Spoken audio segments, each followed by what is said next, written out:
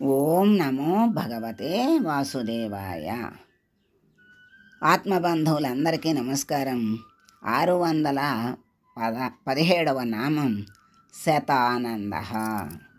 అంటే పరమాత్మ అనేక ఆనందాల్ని ఇచ్చేటువంటి వాడు, అనేక ఆనంద స్వరూపుడు. శతానందుడంటే బ్రహ్మ. ఆయన చూచే వాళ్ళకి అనేక భావాల్ని కలిగించి అంతర్యామిలో లయమయ్యేటట్లుగా అనుగ్రహాన్ని ఇస్తాడు. అంతకంటే ఏ జీవికి కూడా కావాల్సిందేమీ లేదు. ఆయన వంక చూస్తే చాలు మరి అనేక మంచి భావాలను కలిగించి ఆనందాన్ని కలిగించి మరి ఆ మార్గాన్ని బాహ్యంగా ఉన్నటువంటి లౌకిక మార్గం నుంచి ఆధ్యాత్మిక మార్గంలోకి మార్చి ఆ మార్గంలో నడిపించి జ్ఞానాన్నిచ్చి అనుభవాన్నిచ్చి ముక్తిని ప్రసాదించేటువంటి స్వామి శతానందుడు అని మనకి చక్కగా తెలియజేస్తున్నారు. ఆయన ఎటువంటి వాడు? పరమానంద స్వరూపుడు. ఆయన ఆనందానికి అంతులేనిది. పరమానందం, గొప్ప ఆనంద స్వరూపుడు ఆయన ఒక్కడే. ఆయన కంటే ఆనందం ఎక్కువ ఉన్నటువంటి స్వరూపం ఈ ప్రపంచంలో జగత్తులోనే లేదు. ఉపాధి భేదాల చేత అనేక రూపాల్ని పొంది ఆయనే ఆనందంతో విలసిల్లుతున్నటువంటి కారణంగా ఆ స్వామిని శతానందుడు అన్నారు. అంటే ఇప్పుడు ఆయనే ఎన్ని రూపాలుగా జగత్తులో వ్యక్తమయ్యాడు. ఇప్పుడు ఒక్కొక్కళ్ళు ఒక్కొక్క విషయంలో ఆనందాన్ని పొందుతూ ఉంటారు. ఒక్కొక్క దాంట్లో ఒక్కొక్కళ్ళు నైపుణ్యాన్ని పొందుతారు. ఒక్కొక్కళ్ళు ఒకరి యొక్క నైపుణ్యాన్ని చూసి ఆనందిస్తారు. ఒకరు వాళ్ళ నైపుణ్యానికి వాళ్ళు ఆనందిస్తారు.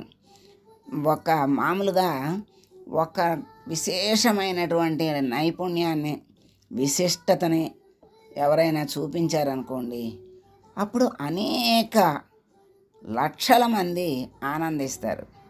అంటే ఆ లక్షల మంది అంటే లక్షల మందిలో ఉన్నటువంటి పరమాత్మ ఆనందిస్తాడు. ఎంత విశేషమో మనం అర్థం చేసుకుంటే ఆ విశ్వరూపుడు ఆనందాన్ని పొందినట్లే. అట్లా ఆ విశ్వరూపుణ్ణి ఆనందింపజేయగలిగే శక్తి ఉన్నవాడు మళ్ళీ అహంకారాన్ని పొంది నేనే గొప్పవాడిని, నేనే ఎంతమందిని ఆహ్లాదపరుస్తున్నాను, ఆనందపరుస్తున్నాను అని అనుకున్నాడు అనుకోండి, మరి వాడు అహం భావంతో మాట్లాడినట్టు అవుతుంది. అహంకారం వస్తే మనిషి ఎప్పుడూ కూడా అధపాతాళానికి వెళ్ళిపోతాడు. అహంకారం పైకి అంటే లేకుండా అహం అంటే నేను, ఆ నేనెవరు? దేహము నేను కాదు, ఆత్మ నేను అనేటువంటి జ్ఞానము కలిగిన రోజున ఆ పరమాత్మ యొక్క సత్తా నా లోపల లేకపోతే ఇటువంటి నైపుణ్యం ఎలా కలిగేది? ఎంతమందిని ఎలా పరిచేవాళ్ళం? కనుక ఆ పరమాత్మ ఇక్కడ ఉండి ఆ నైపుణ్యాన్ని చూపించాడు, కళని ప్రదర్శింపజేశాడు. అక్కడ ఉండి ఆనందించాడు. చేసేది, చేయించేది, ఆనందించేది, ఆనందం చేసేది అన్నీ ఆ పరమాత్ముడే, ఆ నారాయణుడే. కనుక ఆయన శతానంద. ఇప్పుడు 100 సార్లు అంటాం, లేకపోతే 1000 సార్లు అంటాం. ఇవి ఊరికే ఒక లెక్కకి చెప్పటమే కానీ ఒక్కొక్కసారి భగవంతుని విషయంలో చెప్పినప్పుడు అంతవరకే పరిమితం కాదు, అనేకమని అర్థం అన్నమాట. అట్లా మరి ఎంతమందిని ఆనందింపజేస్తున్నాడు పరమాత్మ. అందుకే అంత విశ్వరూపంగా ఉన్నటువంటి పరమాత్మ, అనేక రూపాల్లో ఉన్నటువంటి పరమాత్మ అనేక విషయాల్లో ఆనందిస్తూ ఉన్నాడు. కనుక అందరి ఆనందం ఆయనదే, అందరినీ ఆనందపరిచేది ఆయనే, అందరినీ ఆనందంలో ముంచేది ఆయనే. కనుక ఆయన్ని శతానందుడు అన్నారని శంకరాచార్యులు వారు వ్యాఖ్యానించారు. అంటే పరమానంద స్వరూపుడు ఆయన తప్పితే ఇంకెవరూ లేరు. ఆయన్ని మించిన ఆనంద స్వరూపుడు అనేవాడు లేడు. ఆయన్ని సచ్చిదానంద స్వరూపంగా చెప్తారు. కనుక సత్తు అంటే సత్యమైనది, అంటే ఇవాళ ఉండి రేపు లేనిది అసత్యం. 3 కాలముల యందు మార్పు లేకుండా ఉండేటువంటిదే సత్యము. అటువంటి సత్యస్వరూపుడు పరమాత్మ. చిత్తు అంటే ప్రకాశం. ఇప్పుడు మనకి ప్రకాశం కావాలి అంటే ఏదో ఒక ఆధారం మీద మనకి ప్రకాశం వస్తుంది. పగలు సూర్యుడు అవ్వండి, లేకపోతే చంద్రుడు అవనివ్వండి, లేకపోతే లైట్ అవనివ్వండి, దీపం అవనివ్వండి, ఏదో ఒక ఆధారం ఉంటే కానీ మనకి వెలుతురు రాదు. కానీ ఆయనకి దేని మీద ఆధారం కాదు. ఆయనే జగత్తుకి ఆధారంగా వెలుగునిస్తున్నాడు. ఆయనే వెలుగు స్వరూపుడు. అందుకని చిత్ స్వరూపము అంటారు. చిత్ స్వరూపము అంటే ప్రకాశ స్వరూపుడు. ఆయన ప్రకాశిస్తూ జగత్తునంతా ప్రకాశింపచేస్తున్నాడు. ఆయన ఎక్కడ ప్రకాశిస్తున్నాడు, మనకెక్కడ కనపడుతున్నాడు అంటే ఆయన శక్తి సూర్యుడిలో ఇమిడ్చి ఆ సూర్యుడు జగత్తునంతటికి ప్రకాశింపజేస్తూ, సూర్యుని ద్వారా జగత్తునంతటిని ప్రకాశింపజేస్తూ చిస్వరూపుడుగా మనకి దర్శనమిస్తున్నాడు. అటువంటి చిస్వరూపుడు తర్వాత ఆనందమే స్వరూపముగా కలిగినవాడు. ఆయనకి ఆనందము తప్ప వేరొకటి లేదు. అందుకే ఆయన్ని ఆశ్రయించిన వాళ్ళకు కూడా ఆనందాన్నే ఇస్తాడు ఆయన. ఆయన ఇచ్చేది ఆయన ఆశ్రయించిన వాళ్ళకందరికీ కూడా చిత్ అంటే వెలుగు, వెలుగు అంటే ప్రకాశము. ప్రకాశములో వెలుగులో ఏం చూస్తాం? ఉన్నది ఉన్నట్లుగా చూస్తాం. అంటే ఆ జ్ఞానం అనే వెలుగుని మనకి ప్రకాశిస్తాడు పరమాత్మ, ప్రసాదిస్తాడు. ఆ ప్రకాశములో ఈ ప్రసాదములో ప్రసాదిస్తాడు కదా. ఆ వెలుగులో ఉన్నటువంటి తనను పరమాత్మను గ్రహించగలిగినప్పుడు ఇంకా ఏముంటుంది? తర్వాతది ఆనందమే.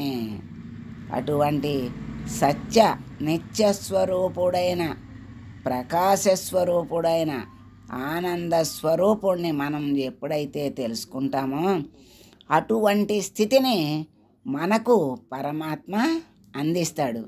అందుకని ఆయన్ని శతానంద అన్నారు. అందుకని అనేక రూపాలు పొంది అవన్నీ కూడా ఆయన స్వరూపాలే, ఆయన సృష్టించినయే. పరస్పరం మరి అనేక రసాల్లో ఆనందం పొందుతూ ఉంటారు. ప్రణయ రసం ప్రసరింపజేయటము ఆయనే చేస్తాడు. దాంట్లో అపరిమితమైన ఆనందాన్ని పొందే స్వభావము ఆయనే ఇస్తాడు. ఆ పొందేది ఆయనే, మరి అన్నీ ఆయనే. ఆ రసాన్ని ఇచ్చేది ఆయనే, పొందింపజేసేది ఆయనే, పొందేది ఆయనే. అటువంటి స్వామిని శతానంద అన్నారని పరాశర భట్టరు అన్నారు. మరి అనంతమైన ఆనందాలు అంటే కోట్ల కోట్ల జగత్తులో జీవులు ఉన్నాయి కదా. మరి ఒక్కొక్క జీవి ఒక్కొక్క విషయంలో ఒక్కొక్కసారి అనుక్షణం ఆనందాన్ని పొందుతూనే ఉంటాయి. కనుక అందరి రూపాల్లో విశ్వరూపంలో ఆనందాన్ని పొందేటువంటి స్వామి కనుక శతానందుడు అన్నారు. బ్రహ్మకు కూడా శతానందాల్ని కలిగించేటువంటి వాడు గనక ఆ స్వామిని శతానందుడు అన్నారు అని సత్యసంధుల వారు వ్యాఖ్యానించారు. మరి ఈ పరమానందంలోని ఏకైక అంశ పొంది అసంఖ్యాకమైన జీవరాశులు ఆనందిస్తున్నాయని బృహదారణ్యకోపనిషత్తు మనకి ఉద్బోధిస్తోంది. అంటే ఇప్పుడు ఇంతమందిలో పరమానందంలోని ఏకైక అంశ ఏది? పరమాత్మే. అసంఖ్యాకమైన జీవరాశుల్లో ఏకైక అంశగా పరమాత్మ ఉండి ఆనందిస్తున్నాడు అని బృహదారణ్యకోపనిషత్తు చెప్తోంది. మరి అనంతమైన ఆనందాన్ని పొందేవాడు, బ్రహ్మకు కూడా శతానందాన్ని కలిగించేవాడు గనక శతానందుడని సత్యసంధుల వారు వ్యాఖ్యానించారు. భక్తులు ఓం శతానందాయ నమః అనే స్వామిని ఆరాధిస్తూ ఉన్నారు.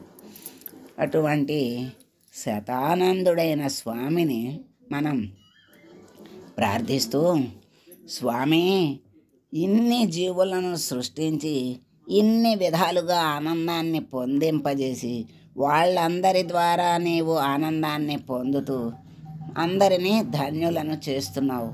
మరి అటువంటి ఆనందము, జ్ఞానానందము, సచ్చిదానంద స్వరూపుడు అయిన నీవు ఆ సచ్చిదానంద స్వరూపంతో కూడినటువంటి ఆనందాన్ని మాకు అనుగ్రహించి మమ్మల్ని నీ అనుగ్రహానికి పాత్రలను చేసి నీ దరికి చేర్చుకో స్వామి అని వేడుకుంటూ మంగళం పాడదాం.